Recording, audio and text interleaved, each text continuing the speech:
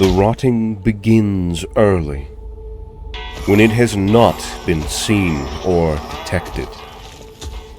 It works its way from the inside out, until it is too late to do anything but surrender and embrace it. For thousands of years, the empire of man has endured, suffering through devastating invasions of greenskin war bosses, vampire lords, the never-ending vermintide, even battling against itself in bloody civil wars. But the greatest enemy of mankind comes from within. Entropy is all-consuming, fed by all struggles against it. Thus, even to hope is to despair. So despair, and in your desperation, find purpose. The Neverborn don't care what they look or smell like. But the glorious men of the Empire make sure to keep themselves always battle-ready. That's why this video is brought to you by Manscaped.com, the global brand for men's grooming and hygiene products. They sent us their all-in-one perfect package 4.0. Let's have a look. First, we have the Lawnmower 4. This cordless and waterproof trimmer uses skin-safe technology for proper grooming, and it comes with a powerful wireless charging dock for maximum convenience. Inside the package, you can also find the Crop Preserver Ball Deodorant, so that you can apply it after your shower for all-day body odor protection, and the Crop Reviver Ball Toner Spray, to quickly refresh the area whenever you need it. Go to Manscaped.com today and get 20% off plus free international shipping, plus 2 free gifts when you use promo code Choyer at checkout.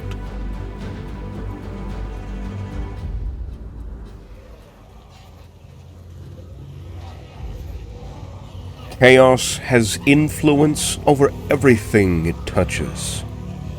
But none other can create corruption better than the influence of Nurgle, the great-grandfather of all that is corrupt and foul.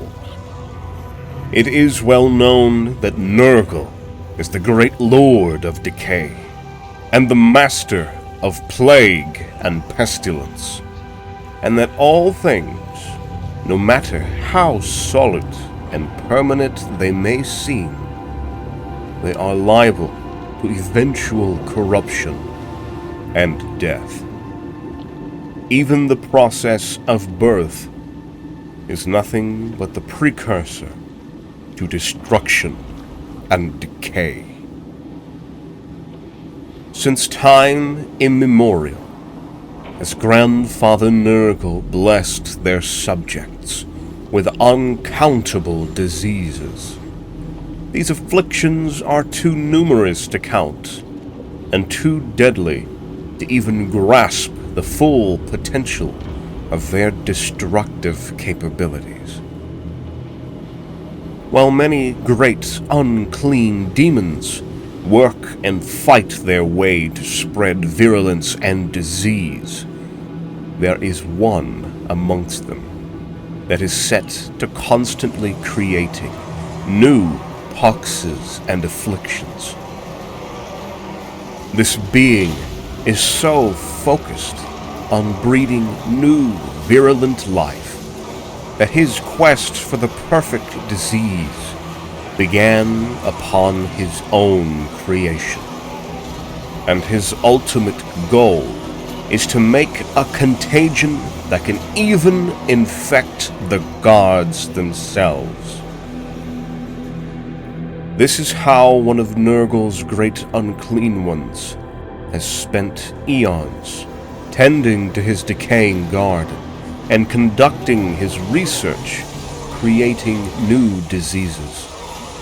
This great unclean one will not stop until he deems his experiment perfect. This one is known as Kugath Plaguefather. Kugath is the most favored great unclean one of the Lord of Disease himself, Nurgle. When Kugath is not traveling the world, finding ingredients for his innovative creations, the Plaguefather stays within his home, concocting new and devastating diseases, constantly perfecting them, constantly remaining unsatisfied at his own work, always in search for the perfect mix or the perfect blend. Like a chef tends to a garden, to have the freshest and most interesting of ingredients, the Plaguefather has his own garden of virulence, which gives him access to all currently known pathogens, either naturally created or artificially made by Kugath himself. It is said that most demons despise the mortal world, yet Kugath is fascinated by it, seeing the realm as a new frontier, where he can search at his leisure for deadly ingredients and additions to his plagues. In the mortal world, the raw material is plenty, and the imagination of the greatest of unclean ones is wild and unpredictable. Countless are the poor specimens of all races trapped in Nurgle's garden to serve a higher purpose. Bones are broken, skin is peeled, and flesh is torn apart to be mixed with unknown ingredients. One example of his research findings is the ability to increase the virulence of the horrid red pox by adding ground bladders belonging to the terrifying Skaven. While most demons work to one day destroy the mortal realm, the Plaguefather sees it as a necessity to complete his life's work. And while he constantly exposes it to the newest batch of plague he concocted, he will never truly destroy it, as it would be akin to a farmer destroying his plot of land and his crops forever. The mortal world is Kugath's own sandbox, the perfect place to find victims and additions to his cauldron. Like most of the great unclean ones, Kugath Plaguefather originated as one of the countless Nurglings, miniature avatars of Nurgle himself, to which devote their existence to the tending of the Plague Lord. It was through his ever-strong devotion that he was chosen by the plagued grandfather himself to ascend and become an unclean one, and soon a great one. After his transformation, the Plaguefather started leading legions of deadly demon forces, both throughout the demon realms as well as those belonging to the mortal species, constantly working to shower the immaterial and the material world with the gifts of Nurgle. Pox, plague, burbers, and bile, every gift will make you smile.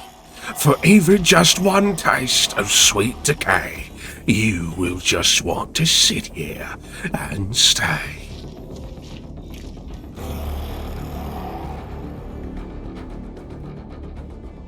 When leading a demonic host, Kugath sits atop a massive throne known as a palanquin that is carried by a horde of Nurglings, which also act as weapons when dunked into Kugath's own vat of whatever new brew he has concocted.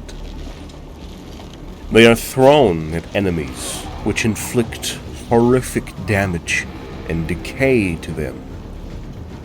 Kugath is also no novice to melee combat, as strength and resilience come with the massive size of the Plaguefather, as well as eons spent being surrounded and affected by every known pox, virus, and infection that exists.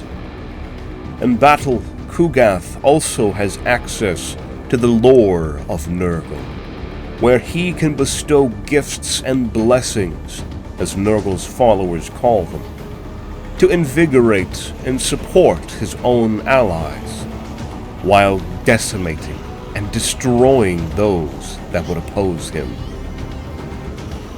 No one is safe from the gifts of Nurgle, bestowed by the Plaguefather himself, where the victims include, but are not limited to, those of Bretonnia, the Empire, the Dawi, the Lizardmen, Greenskins, and many, many more.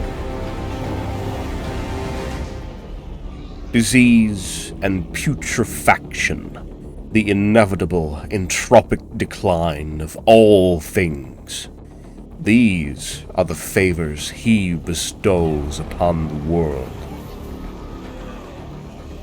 It was Kugath who led the diseased legions of demons on an assault against the dwarves' capital, Karaz-a-Karak, as the mere existence of a mortal race with an inert resistance and tolerance to disease and the natural cycle of life and death is an affront to the purpose of Kugath, as well as his master. Those of mortal races are not the only ones to come to blows with the champion of Nurgle. For Kugath has led conquests and engagements even with other demons, especially those that follow the Lord of Change, Tzeentch. This is because, while Nurgle represents disease, decay, stagnation, and death, Tzeentch embodies change, sorcery, and eternity. Nurgle has even battled with those of the far Grand Cathay, a kingdom known for their stalwart defenses and impenetrable walls. However, it was Nurgle's army, led by Kugath, that truly tested the formidable defenses, and eventually claimed victory. And so it is that Kugath continues to work, hoping one day he will complete his goal in breeding such a deadly and infectious plague that even the gods cannot withstand its virulence.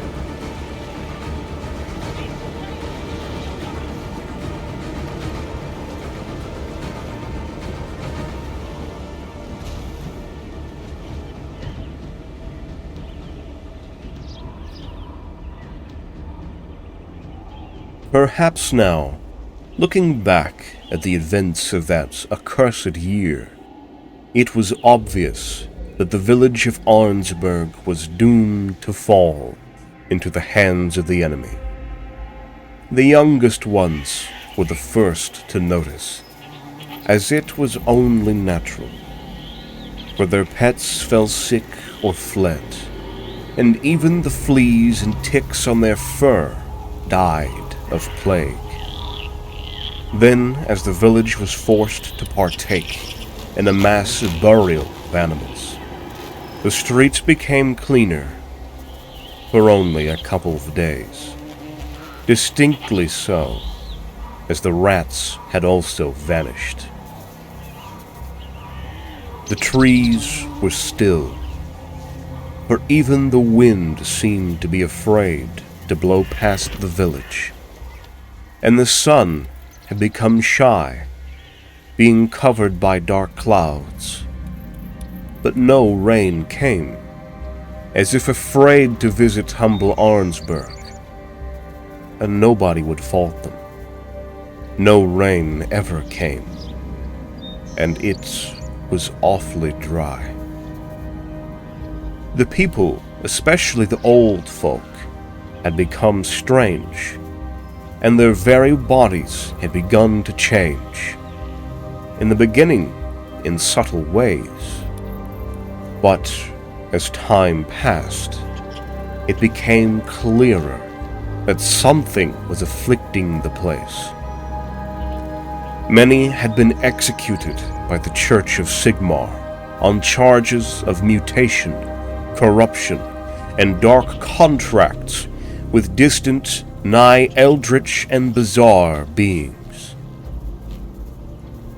The cattle, too, were cursed, as the cows went mad and began eating each other, consuming even their own offspring, and with their horns impaling each other with primal savagery. But the goats did worse things to each other, things too abhorrent to even mention.